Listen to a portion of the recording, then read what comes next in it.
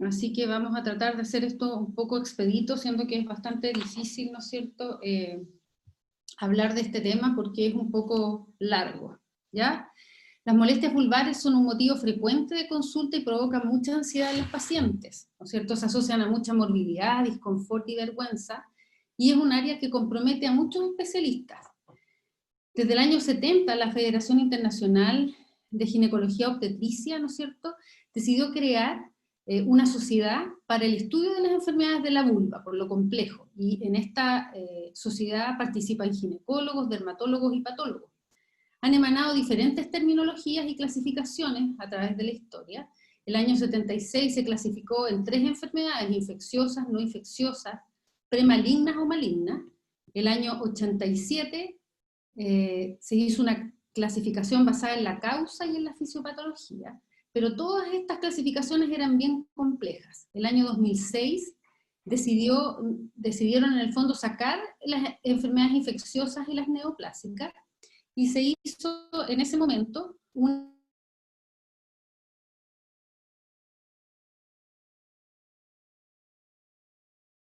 histopatológico, permiten en el fondo más o menos incluir los distintos grupos de patologías vulvares.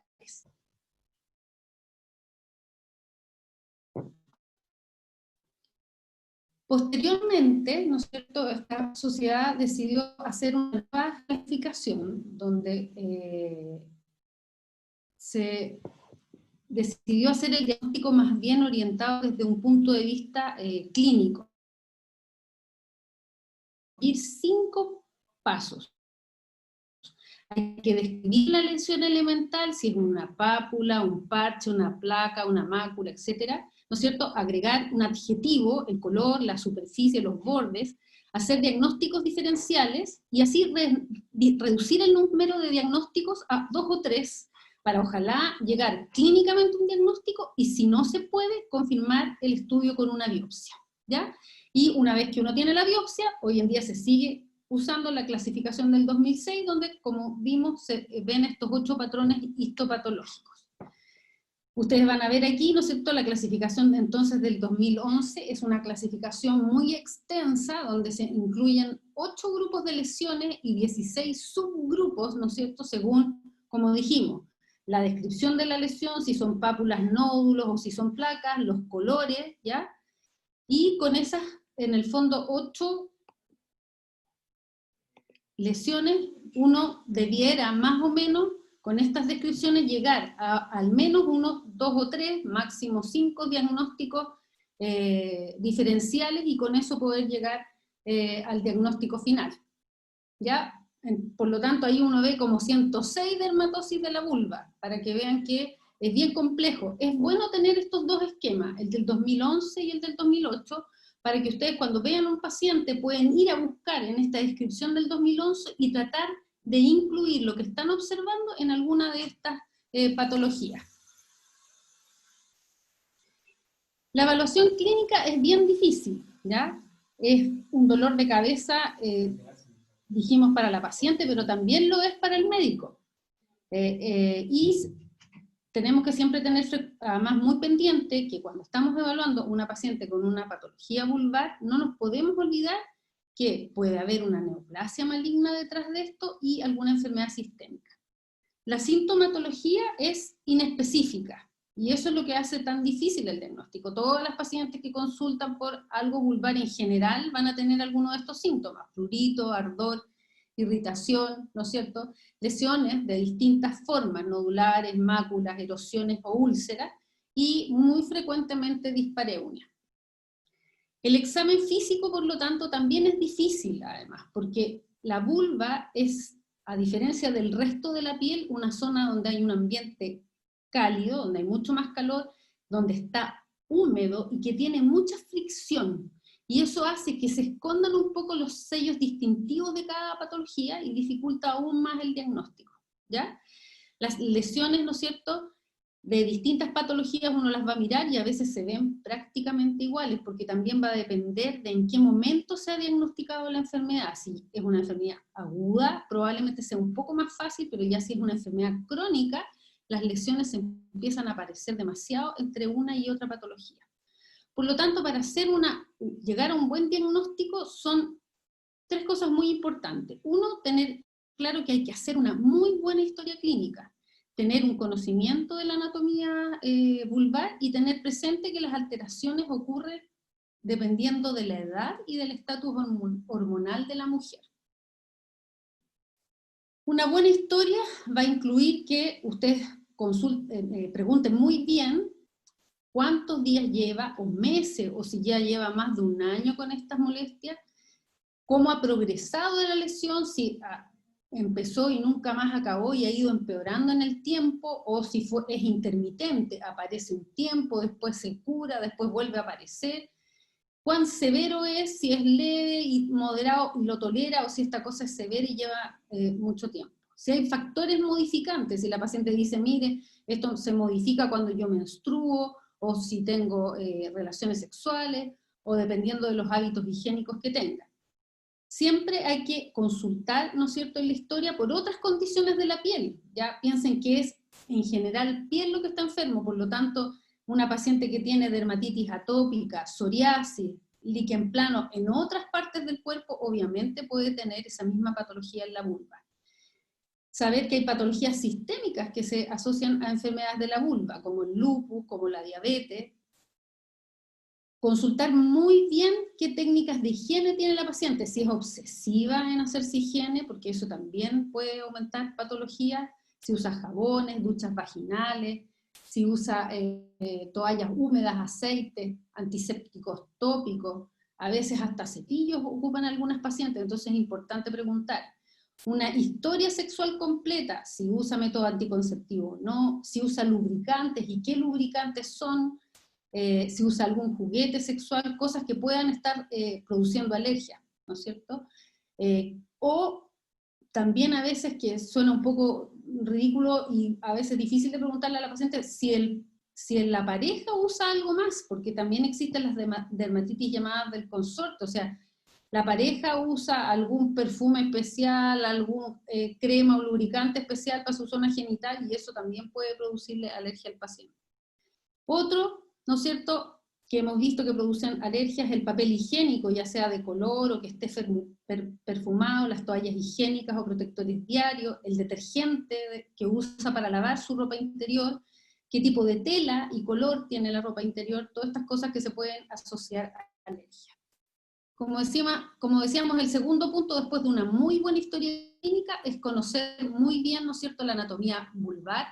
La vulva corresponde entonces a todos los genitales externos y se compone principalmente de elementos mucocutáneos. Tenemos el monte de Venus, los pliegues inguinocrurales, ¿no es cierto? Los pliegues inguinocrurales ahí, que siempre hay que observarlos porque hay patologías que se producen en esa zona, entonces te pueden orientar. Labios mayores con piel queratinizada y abundantes folículos pilosos, los labios menores que tienen piel parcialmente queratinizada con escasos folículos pilosos, tienen glándulas sebáceas y glándulas sudoríparas. El capuchón del clítoris, que es la fusión de los labios menores en su porción anterior y que es retraíble y que cubre por arriba el clítoris. El capuchón del clítoris, ¿no es cierto?, perdón, que eso ya lo dije. El clítoris, ¿no es cierto?, que está compuesto de 2 cuerpos cavernosos con tejido eréctil. El vestíbulo, ¿no es cierto?, que es la entrada de la vagina, y que va a cambiar además según el estado hormonal de la paciente, que tiene por anterior el frenillo, que va por debajo del clítoris, y que tiene en el posterior, ¿no es cierto?, la horquilla vulvar. Hay muchas patologías que se producen más bien en esa zona. Las glándulas de Bartolino, que, ¿no es cierto?, sabemos que están ubicadas un poco más profundo y que es el conducto el que se puede, en el fondo, tener una patología que asociada, que son los quistes de Bartolino, y que se ubican como a las 5 y 7 del reloj, y las glándulas de Skene, que son las que están alrededor, más arriba, que aquí no se ve en realidad, de la uretra. Tenemos que tener claro además que hay mucha escasez de datos de lo que es una vulva normal, por lo tanto a veces también es difícil evaluar una vulva porque cambia de mujer a mujer, ¿ya? Se sabe que hay un amplio rango de diferencias, pero no hay estudios que digan hasta dónde es normal y anormal. La vulva además varía mucho según el estatus, la edad y el estatus hormonal. Durante la infancia, el pubis y los labios mayores pierden grasa subcutánea, la piel se recubre, ¿no es cierto?, por estructuras muy delgaditas, por esta falta de estrógeno. Durante la pubertad, apareciendo las hormonas sexuales, hay desarrollo del vello pubiano, aumenta la grasa dérmica del monte de Venus y de los labios mayores, aumenta la pigmentación también de la vulva, ya no es tan rosadita, y el clítoris se vuelve más prominente, ¿no es cierto? El cuello uterino, la vagina, todo va aumentando de tamaño, y el flujo vaginal también va aumentando y es más ácido. Durante el embarazo se produce una hiperpigmentación mayor de la vulva, más edema y varices, por lo tanto una vulva en una embarazada se ve distinta. Y durante la menopausia volvemos, ¿no es cierto?, a una involución de la vulva, al disminuir los niveles de estrógeno, el vello púbico se hace más escaso, disminuye la grasa subcutánea otra vez, como pareció a la infancia, se pone la piel muy delgadita, disminuyen los labios menores, a veces hay mujeres que con tanta atrofia hasta tienden a desaparecer un poco los labios menores, y eso se confunde a veces con patologías vulvares, y el epitelio vaginal se pone delgado, pálido y muy seco. El examen físico, para que nos resulte bien el diagnóstico, debe ser sistemático y muy ordenada. Ojalá siempre seguir un orden, ¿ya? Hasta el mismo ginecólogo es malo para examinar la vulva, uno no la observa muy bien. Partir ojalá por el monte de Venus, los pliegues inguinocrurales, luego el clítoris y el capuchón, después los labios mayores, los menores, después me voy al introito, veo el periné y la región perianal. Esas son zonas que no se me pueden olvidar. La evaluación debe incluir, ¿no es cierto?, muy bien, evaluar el color y la textura de la piel y las mucosas, notar si las lesiones, qué tipo, ¿no es cierto?, tienen, si son máculas, pápulas, úlceras, describir la morfología, qué tamaño tienen, dónde están ubicadas, ¿no es cierto?, porque esto va a permitir ayudar al diagnóstico diferencial, hacer una especuloscopía para evaluar la mucosa vaginal, porque se sobreponen un poco las patologías, ¿no es cierto?, y a veces se puede hacer la prueba del cotonito en la vulvodinia, porque uno a veces, la paciente refiere mucha vulvodinia, uno las examina, se ve todo completamente normal, y la paciente siente que nosotros estamos creyendo que está loca. Uno puede usar un cotonito para ir tocando distintas partes de la vulva y preguntarle a la paciente si es en esa zona donde se repite el dolor, ¿ya? Tiene esta prueba como un impacto psicológico positivo, en el fondo ayuda a validar a la paciente el dolor que está sintiendo. Existen pruebas diagnósticas secundarias que en general va a usar el especialista. Los dermatólogos usan el dermatoscopio, que es una fuente de luz de mano con un dispositivo de aumento para la evaluación de las lesiones pigmentadas y no pigmentadas, permite ver la epidermis y la dermis, y usadas en manos expertas permite identificar bastante bien las lesiones y disminuir la necesidad de biopsia, ¿ya? El problema de usar un dermatoscopio en la vulva es que requiere mucha cercanía, así que la verdad es que cuando requiere un diagnóstico que requiere en el fondo usar aumento, la verdad es que terminan yendo al ginecólogo, y somos en general los oncólogos los que evaluamos estas lesiones vulvares, ¿no es cierto?, persistentes, crónicas, en que ya después de que la han tratado múltiples veces de infecciones, etcétera, el ginecólogo en general no sabe qué hacer y la deriva al oncólogo. Nosotros usamos el vulvoscopio, que en el fondo es una lupa grande, hay algunos vulvoscopios que tienen además pantallas donde se puede mostrar, y con eso podemos mirar con algunas tinciones como el ácido acético o el Lugol, si la lesión tiene sospecha de algo neoplásico, que es lo que a veces uno quiere descartar, y también definir el mejor lugar para tomar una biopsia y poder diagnosticar las patologías.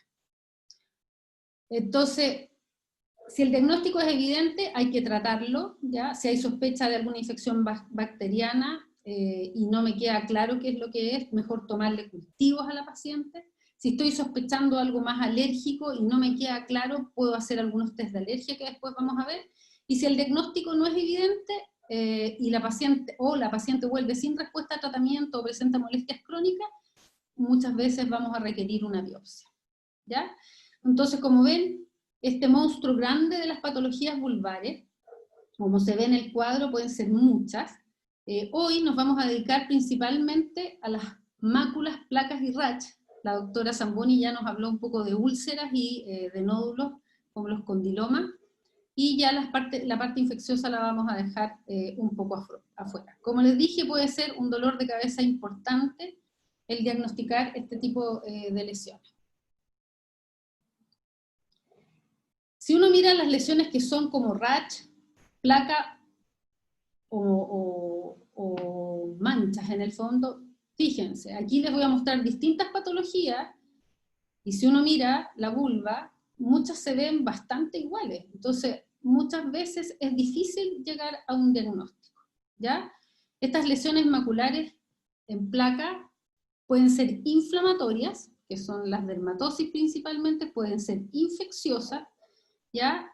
Como la candidiasis, que sería la más frecuente, y neoplásicas, como la enfermedad de Payet o una neoplasia intraepitelial. Hoy, como les decía, nos vamos a dedicar principalmente a las dermatosis. Una de las dermatosis más importantes y frecuentes es la dermatitis atópica, ¿ya?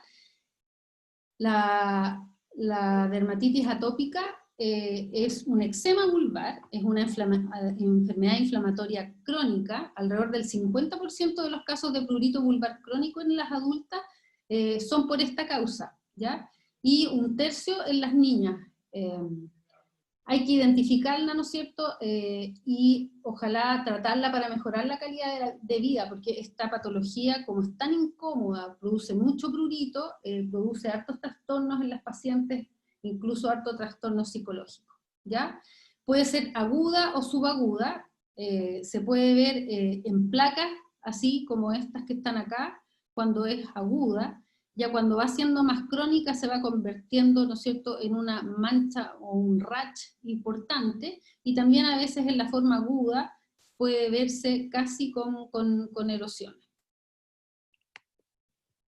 En las formas más crónicas, ¿no es cierto?, van a ver que ya la lesión, como tiene prurito, empieza la paciente además con este ciclo de rascarse a cada rato, que suele ser peor en la noche, o si está usando algo más con lana o suda, y esto va produciendo este ciclo de prurito-grataje, donde ahora ya las lesiones no se ven tan agudas, vivas, edematosas y húmedas, sino que más bien se ve como acá, con signos de grataje, con piel más acartonada, con muchas arrugas, o se ve una hiperpigmentación con unos labios más edematosos. En la dermatitis atópica interaccionan factores genéticos y ambientales. Lo que se sabe hoy en día que en realidad las personas atópicas tienen un defecto en la barrera de protección de la piel y tienen cambios con el clima que hacen que su piel sea más susceptible de la irritación, o sea, algo que a otras personas no las irritaría, a una paciente atópica sí, ¿ya? Por lo tanto, una forma importante de diagnosticar esto es que esto es de toda la piel. La paciente va a tener antecedentes de haber tenido dermatitis atópica en distintos sitios, en el cuello, en los brazos, en el abdomen, ¿ya? Hay desarrollo de reacciones alérgicas a IgE por alergenos ambientales, ¿ya? Y tiene la paciente como antecedentes además que han tenido rinitis, asma, entonces estas pacientes son muy atópicas y te ayudan a hacer el diagnóstico. Obviamente que como son atópicas, cualquier cosa irritante les va a desencadenar esta vulvitis, sudor, orina, heces, que hayan usado toallas húmedas para limpiarse la zona genital, toallas higiénicas, aquella mujer que se lava en exceso, el uso de condón, pantalón apretado, colalés, son cosas que hay que preguntarle al paciente. La actividad sexual a veces es el único desencadenante desde el inicio. ¿Ya? La histología va a depender de la etapa. En general se ve una esponjiosis en que las células de la dermis se ven muy edematosas, con infiltrado inflamatorio, pero en las formas crónicas, además, aparece, digamos, acantosis, ¿no es cierto? Y va desapareciendo la inflamación y las vesículas que se veían inicialmente porque las células estaban muy llenitas de agua y edema. El manejo, hay que advertir que es una enfermedad crónica, eliminar la exposición a irritantes y alergenos, ¿no es cierto? controlar el prurito. El prurito en general se puede controlar con antihistamínicos como hidroxicina, 20 miligramos al día, y antidepresivos tricíclicos a veces, para que puedan incluso dormir mejor. Reparar la función de barrera de la piel. Como estas pacientes tienen un problema de la barrera, ojalá usen permanentemente cremas hidratantes o protectoras como el Aquaphor o el Cetaphil, y se pueden usar ya para el tratamiento agudo, cuando la enfermedad está muy activa, antiinflamatorios tópicos. Dentro de los antiinflamatorios tópicos, los más importantes son los corticoides. En general se usan corticoides de moderada potencia, como betametasona, hidrocortisona, y si ya es más crónico, habría que usar un corticoide de mayor potencia, como el clobetasol en crema, ¿ya? En caso de atrofia, se pueden usar inmunosupresores. Que se haya producido atrofia por usar mucho corticoide, uno podría usar inmunosupresores como el tacrolimus o el pimecrolimus. La segunda patología que vamos a ver, y que se asocian a veces y es difícil llegar al diagnóstico, es la dermatitis de contacto o irritativa o alérgica. Esta es una enfermedad inflamatoria causada por exposición a un agente externo que actúa como irritante, ¿no es cierto? Si es solo un irritante, no es algo que produzca alergia, es la dermatitis de contacto irritativa, y si es un antígeno que produjo alergia, se llama, y es una reacción inmunológica, ¿no es cierto?, se produce lo que llamamos la dermatitis de contacto alérgica. Las irritativas se va a producir un ardor, una irritación en minutos o horas, ya vamos a ver cuáles son los irritantes principales, y si es alérgica se demora un poquito más, ¿no es cierto?, porque tiene que haber una reacción de hipersensibilidad, y puede demorarse 24 o 48 horas en aparecer. Entonces eso también es importante para la historia, y así lograr definir de cuál estamos hablando. Ambas son más frecuentes en adultos, y la irritativa sí puede ser frecuente en niñas, pero es muy raro que las niñas tengan dermatitis de contacto alérgica. Hay que haber estado expuesto, ¿no es cierto?, al alergeno por más tiempo. Acá tenemos las principales, ¿no es cierto?, una lista que sirve mucho tenerla en el fondo para poder hacerle una buena anamnesis al paciente de qué son las cosas que pueden estar produciendo irritación o que le puedan estar produciendo alergia. La orina es irritante, por lo tanto una paciente que está con incontinencia puede tener una dermatitis de contacto, las heces cuando tienen incontinencia fecal, el sudor o el flujo vaginal, pacientes que hacen mucho deporte y van mucho al gimnasio, además con telas que son hoy en día artificiales de la ropa que usan, pueden ese sudor producirles en el fondo la irritación, el exceso de aseo, como ya les había dicho, todo tipo de cosas que se usan hoy en día, lubricantes, toallas higiénicas, el papel higiénico, ya los tintes de pelo, nos falta a la mujer que se le ocurre, además de teñirse el pelo, las canas de la zona vulvar, y la dermatitis irritativa es espantosa. Jabones, detergentes que se puedan usar, cremas que usan a veces que contienen alcohol, espermicidas, ¿no es cierto? Por supuesto, el ácido tricloroacético o el fluoracilo que se usan como tratamiento para los condilomas es muy irritante para la vulva, entonces hay pacientes que no toleran el tratamiento, la podofilina, el imiquimod, lo mismo. Y de los alergenos, hoy en día se sabe de los más frecuentes, podemos ver acá el níquel, hay detergentes que contienen níquel, todo tipo de fragancias por lo que ocupan, la clorexidina, muchos antifúngicos producen dermatitis alérgica, así que hay que tener cuidado cuando uno trata, ¿no es cierto?, la candidiasis muchas veces. Los antibióticos tópicos, cualquier crema que tenga, neomicina, vancomicina, por ejemplo, los anestésicos tópicos pueden producir alergia, ¿ya? Entonces es muy importante preguntarle por todo esto a las pacientes. Por lo tanto, hay que ser casi como un investigador para lograr saber, y muchas veces no vamos a lograr saber cuál es el irritante o el alergeno que le está provocando esto a la paciente, y ella va a tener que tratar de investigar, ¿no es cierto?, y lograr definir qué es lo que le está produciendo esta dermatitis. En general, las pacientes después de un tiempo logran identificar qué es lo que fue, ¿ya? La dermatitis de contacto, en general, como se ve aquí, se ve como un rash, ¿no es cierto? En general uno logra además definir muy bien los límites, a veces uno aquí puede ver la toalla higiénica completamente marcada, así que puede decirle perfectamente que es la toalla higiénica la que le está produciendo la alergia. Cuando ya la alergia se extiende más hacia los pliegues inguinocrurales, hay que sospechar que puede ser por detergentes, por ese tipo en el fondo de irritantes o de alergenos, ¿ya? Para diferenciar entre dermatitis irritativa alérgica y una dermatitis atópica, como les decía, hay que ver estas cosas. Si presenta placas parecidas en otra parte de la piel, me voy a inclinar hacia una atópica. Si tiene una dermatitis irritativa, se va a ver esta reacción que la paciente va a referir que apareció casi inmediatamente, en cambio la alérgica fue algo más larvado, más de a poco, ¿ya? Pero cuando ya están en sus formas crónicas, cuando ya la paciente nunca logró sacar el irritante o el alergeno, y se rascan y rascan, se van a aparecer mucho, así que va a ser muy difícil hacer el diagnóstico, ¿ya? En cualquier eczema siempre hay que sospechar que pueden estar alguna de estas tres patologías en el fondo y que debe haber algún irritante o alergeno de por medio, por lo tanto es muy importante tratar de sacar eso de la vida del paciente. En general las dermatitis tienen compromiso tanto de los labios, de los labios mayores que de los menores, eso también a uno lo ayuda frente a otras patologías que vamos a ver, y los síntomas la dermatitis alérgica tienden a ser intermitentes, porque está el alergeno, lo sacan, se va la alergia, vuelven a poner el alergeno, lo sacan, y así sucesivamente. A veces cambian el jabón, cambian el detergente, y eso hace que sea como intermitente. Y el irritativo, como les decía también, va a haber usado el irritante y va a aparecer la lesión, en cambio una paciente atópica tiende a ser un poco más crónico. Una placa eritematosa muy bien delimitada, como les decía, contacto. Si uno ve muy bien los límites, eso de todas maneras va a ser de contacto.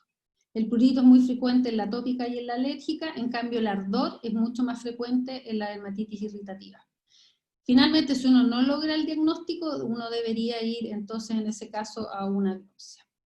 ¿Ya? En la histología siempre hay que excluir otras patologías. La dermatitis de contacto alérgica, como aquí se ve, otra vez tiene esponjosis, eso significa que las células están muy edematosas, tienen vacuola, hay infiltrado inflamatorio, sí, que en este caso es más mixto. En el anterior, como habíamos visto, en la atópica era principalmente linfocitos, acá en la del contacto hay linfocitos, histocitos y eosinófilos por la parte alérgica, sobre todo si es de la alérgica.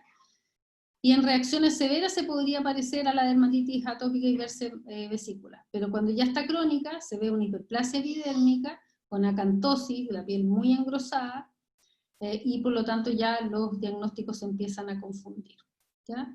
En caso de que uno esté sospechando que hay una dermatitis alérgica de contacto, uno debiera hacer un patch test, que es en el fondo un test diagnóstico de distintos alergénicos. Existe el True Test, que se puede a veces comprar en las farmacias, que viene para 24 o 35 alergenos y se colocan en la espalda para ir a lograr identificar dónde se produce el rash alérgico y saber ahí qué antígeno fue el que está. Existe el patch test, que es de 70 o más alergenos, que eso lo hacen específicamente los dermatólogos porque es muchísimo más engorroso, pero eso muchas veces logra que identifiquemos cuál es el alergeno que le está provocando la alergia a la paciente, ¿ya?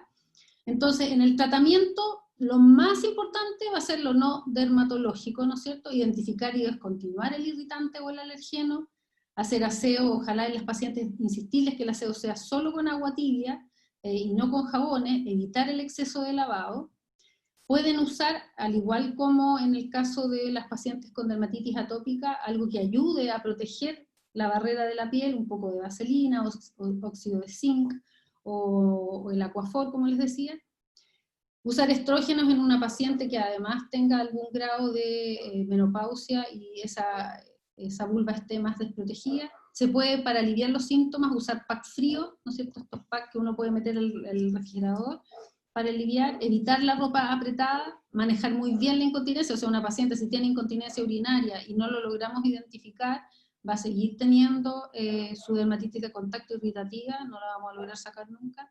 Tener la meta de tratamiento, ¿no es cierto?, con corticoides, o sea, decirle que ojalá use el corticoide solo en crisis y no permanente. Tratar las infecciones secundarias y revisar cada cierto tiempo a la paciente, pedirle un control y revisar que esté cumpliendo con todo esto. Para el tratamiento, igual que en la dermatitis atópica, el tratamiento de elección son los corticoides tópicos por 3 a 4 semanas, de preferencia en ungüento. Siempre en la vulva es mejor usar un ungüento que crema. y en casos muy, muy severos uno podría usar corticoides sistémicos, prednisona, ¿ya? Controlar el prurito otra vez con antihistamínicos o con antidepresivos tricíclicos, tratar además infecciones en todas estas patologías, las 3 dermatitis, es muy frecuente que se sobreponga la candidiasis, entonces tratar el hongo si es necesario, y insistir en la protección de la barrera de la piel. Muchas veces que ya uno trató la fase aguda, si no ha logrado identificar el alergeno, en el fondo hacer una barrera con la piel, con Aquaphor, con Cetaphil, ayuda bastante a que esta patología no se perpetúe. Ahí están las dermatitis, entonces principalmente irritantes, alergenos, y pacientes que tienen alterada su barrera de la piel, que son los atópicos. Vamos a otra patología que es el líquen plano, ¿no es cierto?, erosivo. Este es de etiología desconocida, pero lo que se ha logrado identificar en algunos estudios es que hay un trastorno de la inmunidad mediada por células T, ¿ya? A algún antígeno exógeno que desencadenó esto, pero que aunque después el antígeno no esté, se perpetúa, ¿ya? Hay factores genéticos aparentemente relacionados a genes HLA, hay factores hormonales, porque es mucho más frecuente en mujeres que en hombres, y algunos factores ambientales, como decíamos, que estén ayudando a perpetuar la enfermedad. Es una enfermedad inflamatoria crónica mediada por células T, una enfermedad muy dolorosa de las membranas mucosas principalmente, por lo tanto aquí otra vez clave, así como en el atópico había lesiones en el resto de la piel, el del líquen plano erosivo, ir a investigar inmediatamente si hay lesiones en la mucosa oral, ¿ya? Porque la mucosa oral es la primera a la que le ocurre el líquen plano erosivo y la vulva la segunda en frecuencia. El problema de esta enfermedad es que es cicatrizante y produce muchas secuelas. Así que hay que tener mucho cuidado porque esto va a ser a veces hasta medio mutilante para el paciente. Afortunadamente es una enfermedad poco frecuente, requiere un tratamiento múltiple, prolongado y multidisciplinario. En general la manejamos entre el ginecólogo con el dermatólogo. Tiende a producir depresión, así que muchas veces necesitamos asociarlo al tratamiento con el psicólogo, con el psiquiatra, porque les altera mucho, mucho la calidad de vida, ¿ya? El líquen plano produce de síntomas muy frecuentes el ardor y el dolor vulval más que el prurito comparado con las dermatitis. Las lesiones agudas o crónicas pueden producir dispareunia, disuria, hasta disquexia. Tienden a producir flujo abundante porque como es de mucosas y la mucosa está edematosa, eso aumenta el flujo. Se confunde por años con candidiasis, muchos pacientes las han tratado múltiples veces por candidiasis, lo que en realidad tenían era un líquen plano erosivo porque interpretan mal este flujo. Las lesiones orales en general preceden a las vulvares, ya en un tercio, no generales, perdón, en un tercio de las pacientes y en un 50% vienen al mismo tiempo, ¿ya? Y también puede tener compromiso vaginal. La boca puede ser asintomática, o sea, a la paciente no le duele nada, pero si uno les revisa la boca tienen lesiones. O pueden tener síntomas, ardor, dolor al comer, edema y sangrado con las encías, ¿ya? Y además el líquen plano, que también nos ayuda al diagnóstico, altera otras áreas, por lo tanto, importante buscar dentro de la historia si tienen disfagia, pérdida auditiva, ojo seco o visión borrosa, porque también altera la parte auditiva y el ojo. El líquen plano puede partir como pápulo escamoso, como se ve aquí, en que solo hay unas lesiones levemente blancas, que si uno las mira con detalle tienen vesícula, o puede producirse con pápulas eritematosas, ¿ya? Generalmente así es como parte la enfermedad. Y después se va produciendo la parte erosiva, donde empiezan a aparecer estas úlceras o erosiones, que si uno las mira, además, en general acá no se nota mucho, pero tienen como un reborde blanco, que es lo que se llama la estría de Wickman, y que sería como patognomónico de esta enfermedad, ¿ya?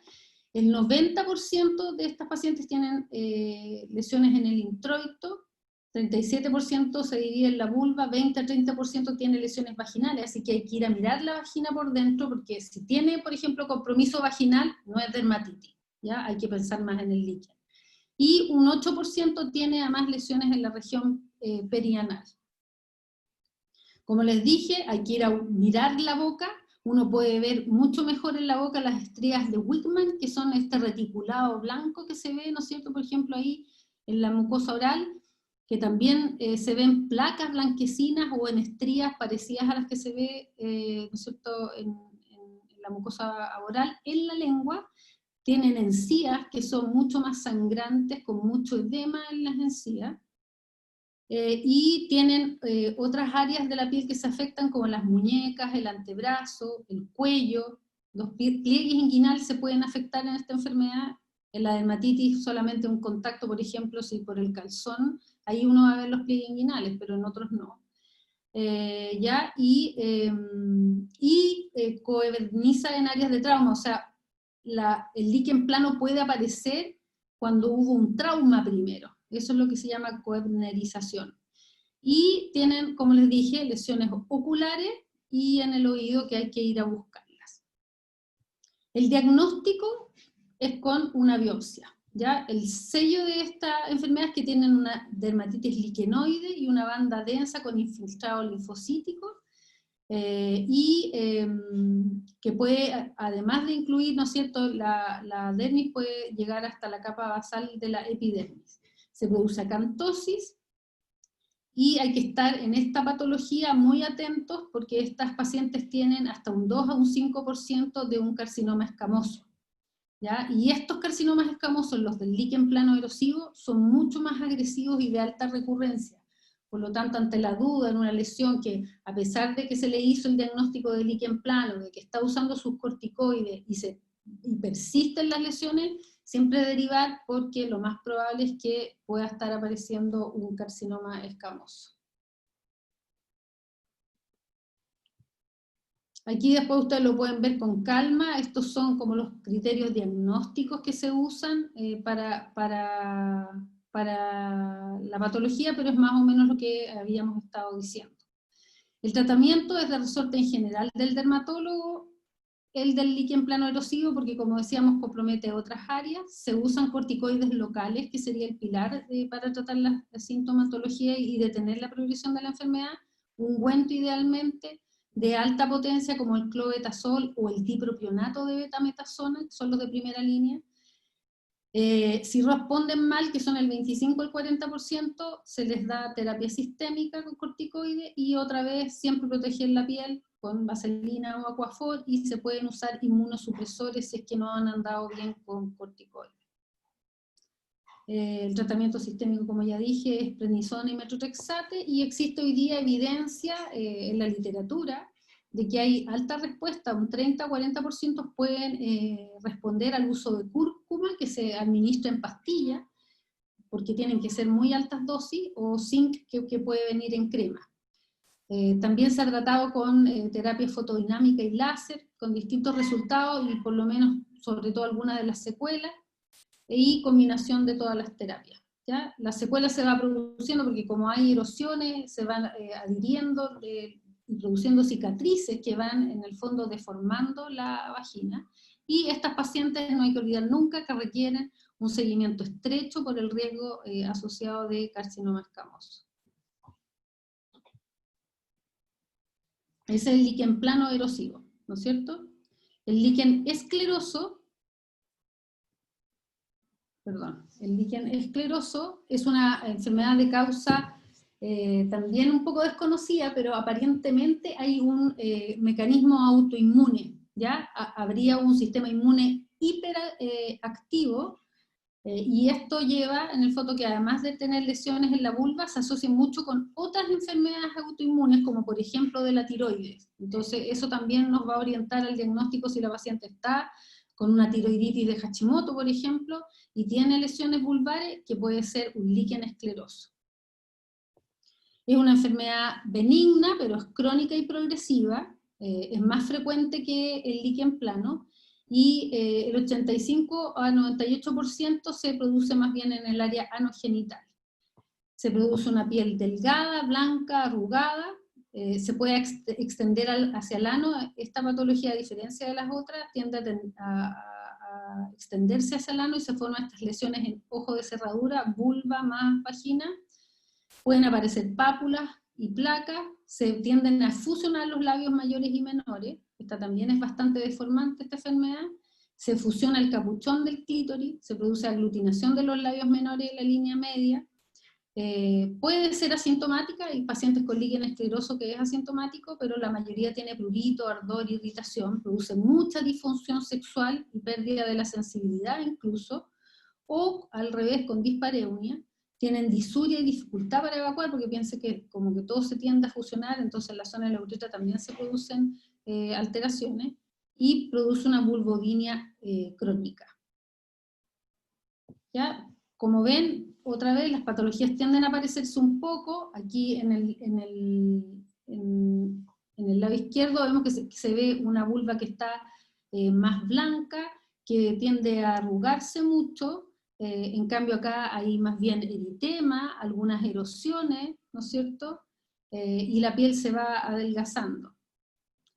Cuando ya es más crónico, se va pareciendo más a una vulva atrófica por falta de estrógeno, se le borran los labios menores, prácticamente no se ven, se fusionan con los labios mayores, se produce una piel aún más blanca, con zonas de acantosis, donde hay una hiperkeratosis, y se produce además una debilidad capilar que hacen que tenga mucha equimosis. Acá...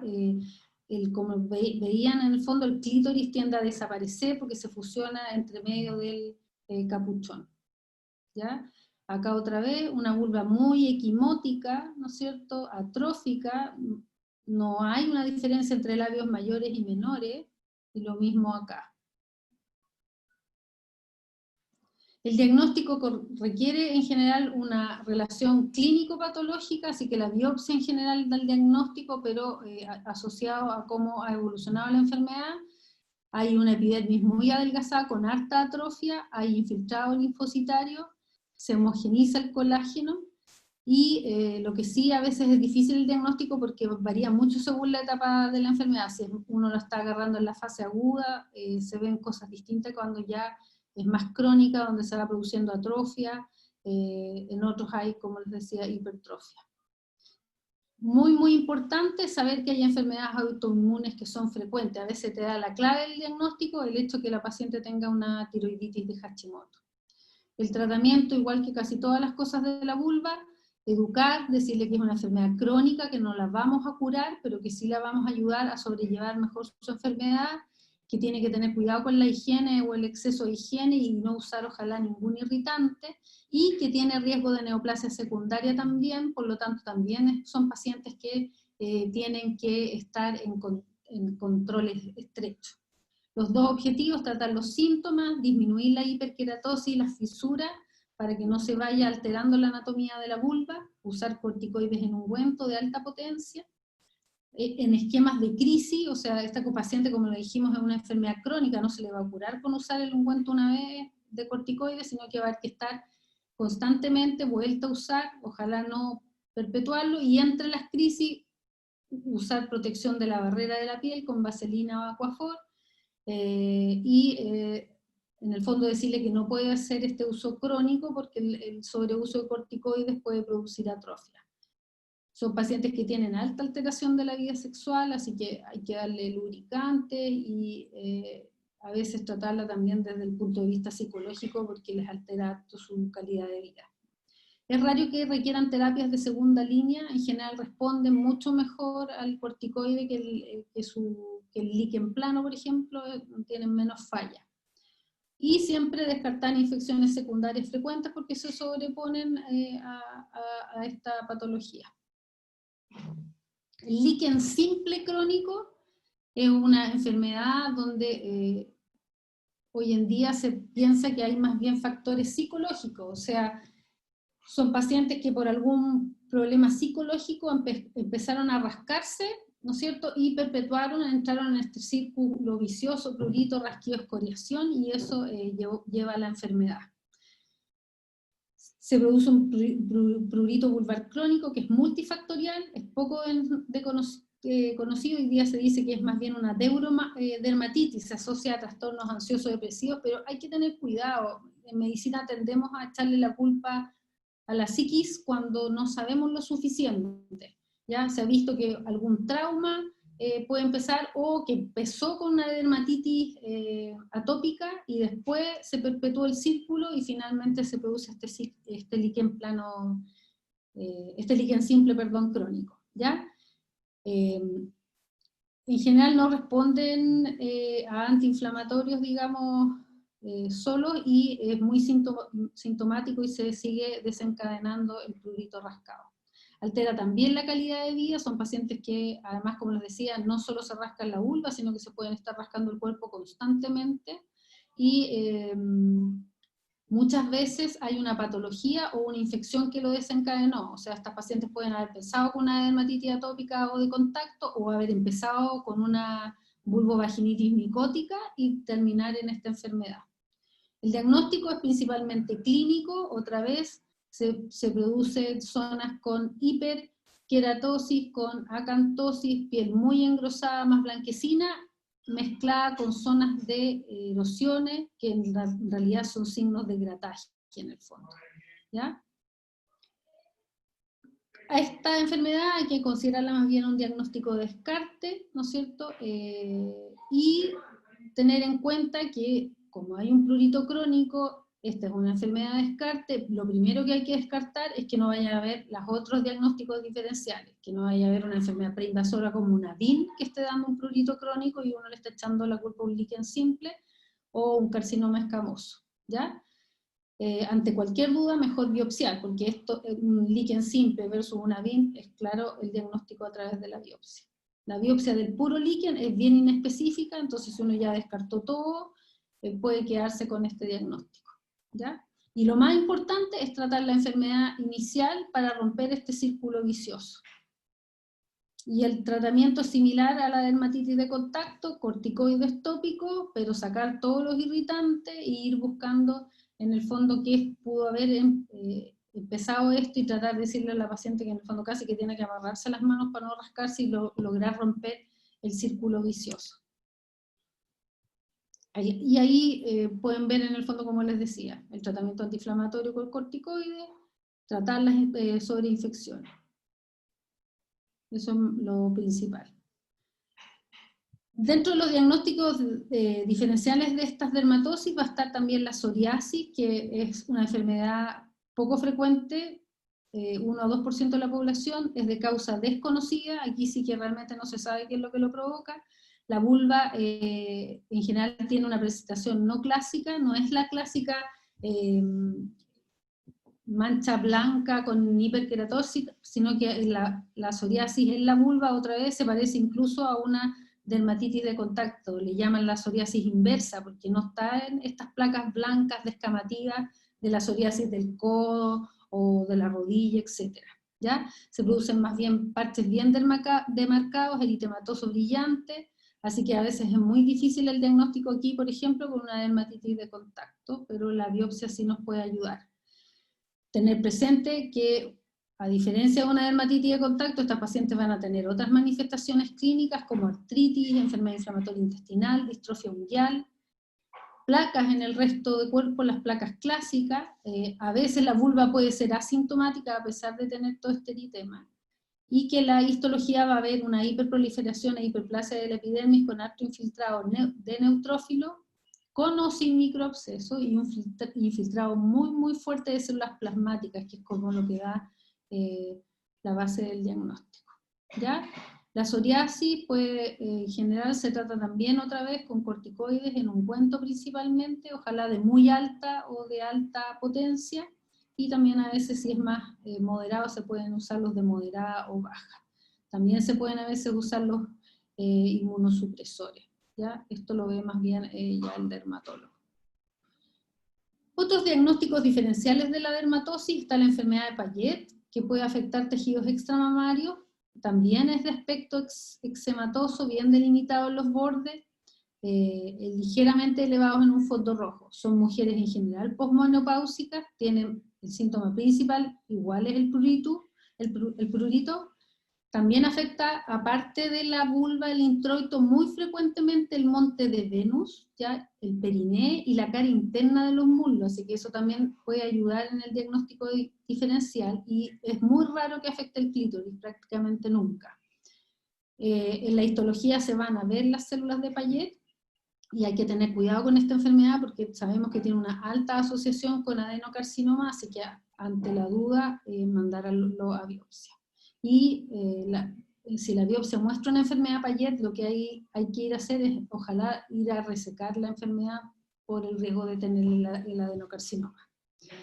Otros diagnósticos diferenciales: la atrofia posmenopáusica, con pérdida de la elasticidad y grasa de los labios mayores, para que vean que a veces se ve igual a una dermatitis o una enfermedad de Payet, por ejemplo. Clítoris encogido, sin fusión en el capuchón, se observa delimitación de los labios mayores y menores, y en general la diferencia en este caso es que uno les da estrógenos tópicos y en 2 semanas cambia la vulva totalmente, ¿ya? El vitiligo tiene máculas blancas bien delimitadas, con otras áreas que tienden a verse más hiperpigmentadas.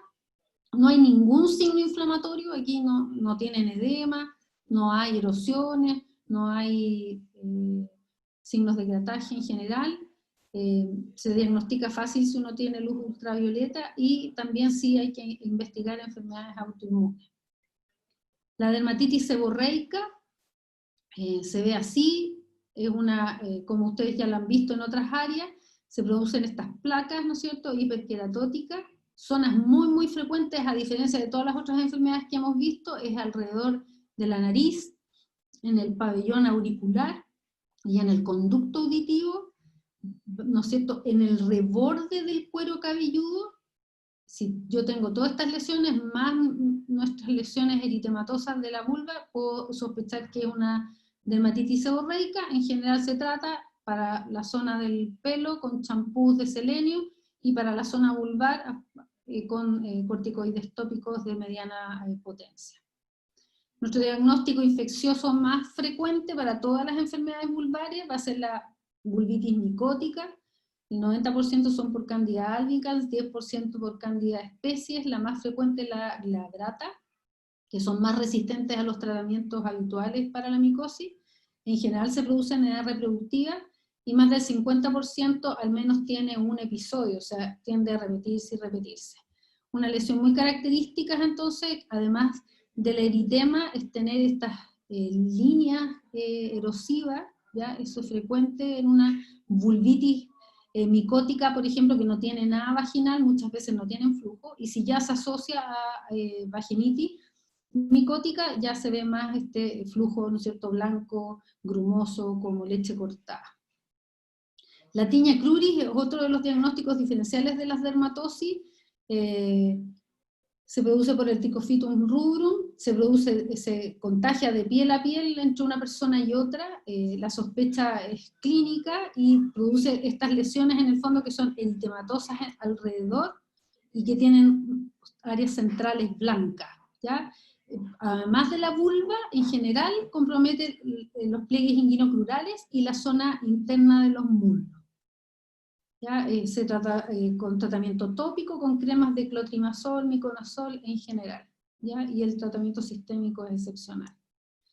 Un diagnóstico diferencial importante que antiguamente se le atribuía solo a niñas es el estreptococo perianal, pero se ha visto que ha aumentado la frecuencia en mujeres, así que si uno ve más que eritema vulvar, solo eritema perianal, hay que sospechar altamente el estreptococo perianal, hay que hacerle cultivo y tratarlo con antibióticos, amoxi, penicilina o eritromicina de elección. Es muy importante tratarlo, sobre todo en niñas, porque pueden después tener una glomerulonefritis post-streptocócica si es que la lesión se hace un poco más crónica.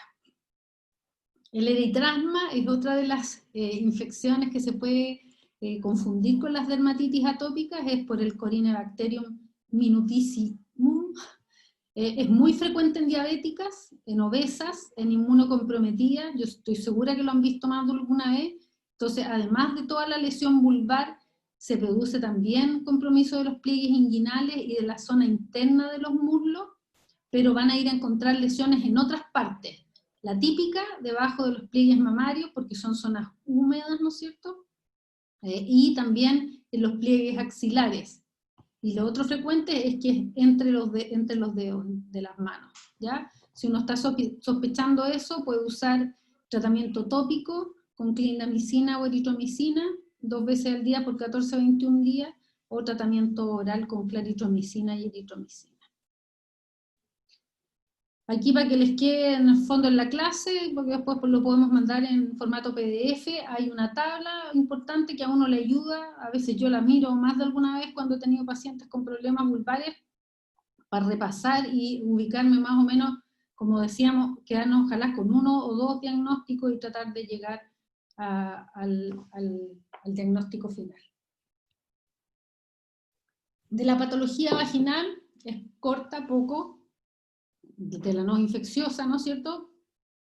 Vamos a hablar principalmente de las malformaciones y de los quistes, y muy cortito, porque en realidad no hay mucho más que decir. Una de las más frecuentes de las malformaciones es el himen imperforado, que es una membrana del endodermo, el epitelio del seno urogenital, que no se perforó en el desarrollo embrionario, ¿no es cierto? Y no se pudo hacer la conexión del canal vaginal y el vestíbulo. Se produce en el 0,1% de los recién nacidos, así que afortunadamente es raro. La sintomatología en general a veces lo puede diagnosticar el pediatra si lo está evaluando constantemente, pero si no, muchas veces estas pacientes son diagnosticadas porque consultan por amenorrea primaria o por dismenorrea y dolor abdominal recidivante, síntomas urinarios y poliacuria, dolor lumbar, sacrococcigio y criptomenorrea, ¿ya? Al examen físico, cuando han llegado estas pacientes con amenorrea primaria, muchas veces lo que uno encuentra es esto en el fondo, donde se ve el himen imperforado y muy abombado. Entonces lo que tienen es un tremendo hematocolpo, más la hematometra en el útero, y eso produce un dolor espantoso en las pacientes, ¿ya? Uno puede ver a la ecografía el hematocolpo y la hematometra. Como les decía yo, acá está la vagina, que está completamente dilatada, pero además, después de la vagina, quedó dilatado todo el útero, lleno, ¿no es cierto?, de sangre que no se ha podido eliminar por muchos meses. También se puede diagnosticar por resonancia magnética. Uno puede ver todo el hematocolpo, ¿no es cierto?, que se ve en esta zona. En esta paciente no se ve compromiso, no, miento. Este es el hematocolpo y este es la hematometra. ¿Ya? El tratamiento es quirúrgico, fácil, consiste principalmente en hacer una incisión en cruz, ¿no es cierto?, en la membrana del himen, así, y lograr drenar todo el hematocolpo. Ahí ven cómo sale la sangre después de hacer la incisión, y dejar una sonda Foley que puede quedar hasta el día siguiente, unas 24 horas, para terminar de eliminar la hematometra y el hematocolpo y ayudar a que no se cierre. Los tabiques vaginales también son poco frecuentes, pero se pueden producir. Uno va a ver pacientes que tienen dividida la vagina, a veces uno de los orificios está más bien colapsado, pero le puede producir dolor. El tabique puede ser solo de la parte inicial, pero también puede ser un tabique de toda la vagina.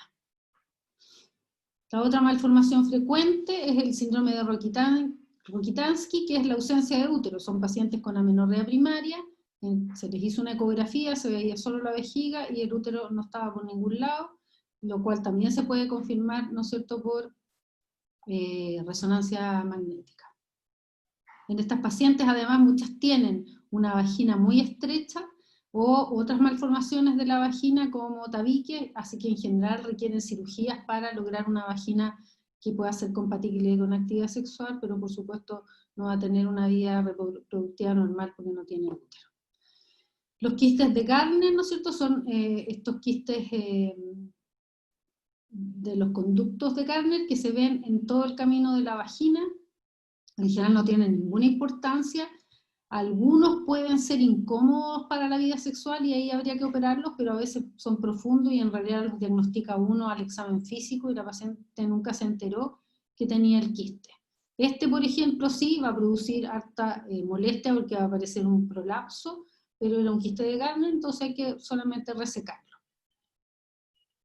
Los quistes de la glándula de Skene o uretrales o parauretrales son quistes que diagnostica el ginecólogo o a veces el urólogo y que están alrededor de la uretra, ¿ya?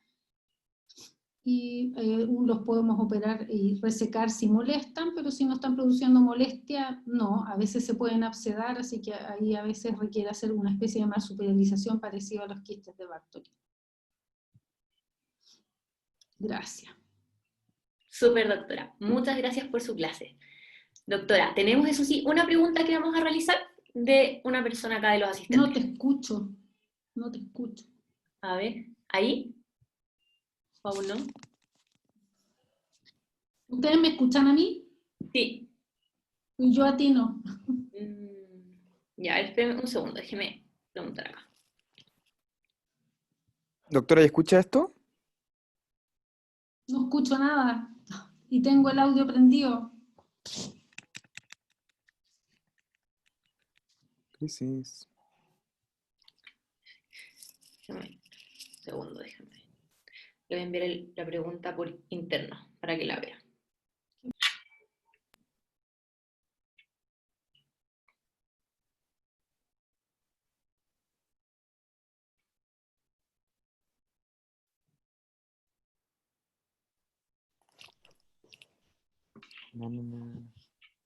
No sé qué puede estar mal. Si quieres me salgo y vuelvo a entrar. No. Le mandé por WhatsApp la pregunta.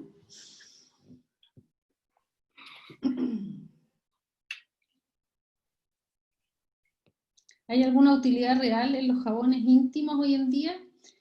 Ya, sí, los jabones íntimos que están demostrados dermatológicamente, que son marcas como Eucerin, Hemolan, Lactacid, sí, tienen mucha utilidad. Hay pacientes que no toleran lavarse solo con agua, así que sí, sí les puede ayudar, y en casos de candidiasis muy frecuentes, para mi gusto, el uso de jabones como el Eucerin, que tiene un pH ácido, puede ser de mucha utilidad en las pacientes.